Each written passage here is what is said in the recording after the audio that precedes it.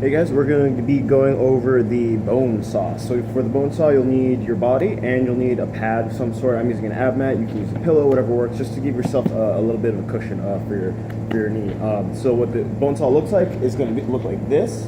You'll sit down on it. But first, set up. So I'm going to be sawing on my right calf. So I'm on my right foot, my right shin down first, and I'll take my other shin and I'll lay it across perpendicular to the other shin, and then once I get here, I'll sit down back, and if ideally you'll put your hands a little bit back, so you're really putting a lot of body weight here. And what you're trying to do is you're trying to get your shin, that shin bone, that big sharp shin, you're trying to get that sawing left and right, and that's what you're going to be using to press down on your other calf here.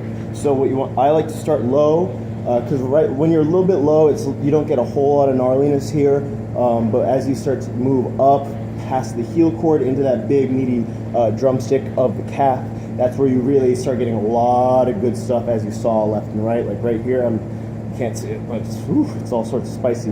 And the biggest thing is making sure you saw left and right, not just going up and down and not just sitting on stuff. You really want to make sure you're nice and actively working around. You see my butt scooting around left and right.